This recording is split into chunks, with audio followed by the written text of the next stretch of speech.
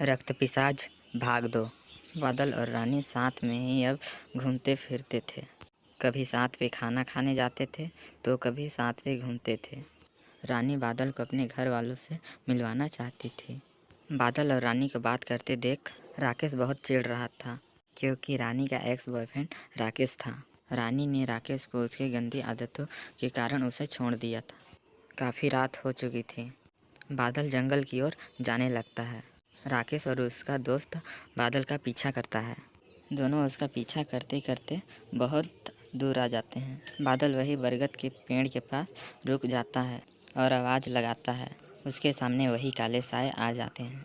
बादल को लगता है कोई उसका पीछा कर रहा है। बादल को राकेश और उसका दोस्त दिख जाता है। बादल की आंखें लाल हो चुकी थी।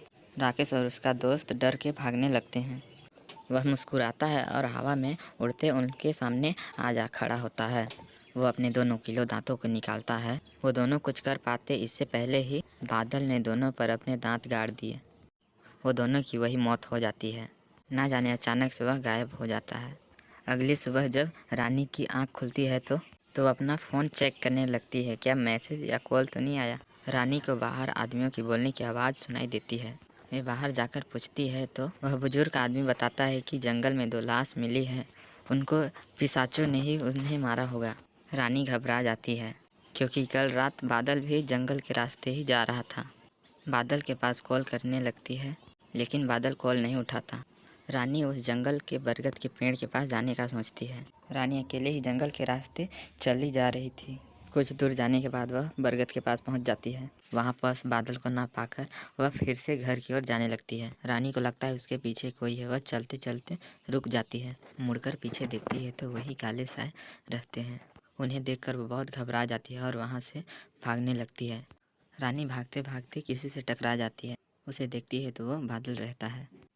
वो काले साए बादल को देखकर भाग जाती हैं। बादल की आंखें लाल थीं।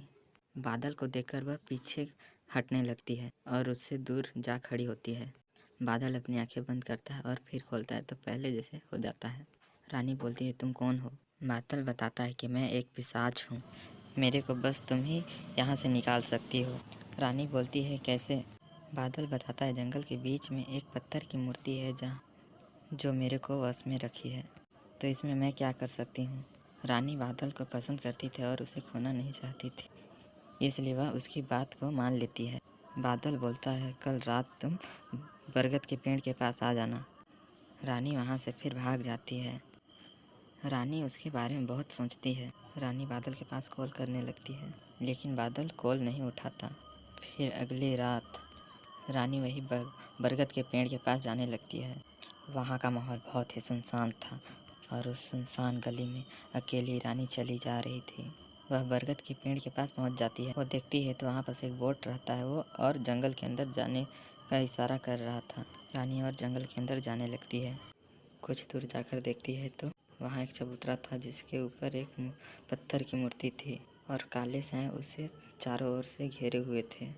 चांद अचानक से लाल हो गया।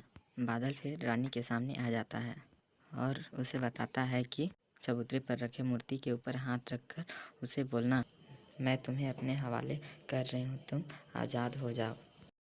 रानी मूर्ति के पास जाकर खड़ी हो जाती है और सभी के ऊपर से काले कपड़े हट जाते हैं। रानी फिर बादल के बोले हुए को याद करती है और जैसे बोला था वैसे ही करती है। मैं तुम्हें अपने हवाले कर रही हूँ, तुम आज़ाद हो जाओ। इतना बोलते ही बादल उसके गर्दन में दांत गाड़ देता है और फिर लाल चांद से एक लाइट निकलती है और मूर्ति टूट जाती है। सभी ज़ोर ज़ोर से हंसने लगते हैं। रानी के गले पर लगे खून को साफ करता है। उसके बाद रानी आँख बंद कर फिर आँख खोलती है तो अपने को देखती है तो पाती है वो भी एक रक्त पिशाचनी बन चुकी होती है और ज़ोर से चिल्लाती है। तो है गाइस, पार्ट 2 आपको कैसा लगा प्लीज़ कमेंट करके ज़रूर बताएं।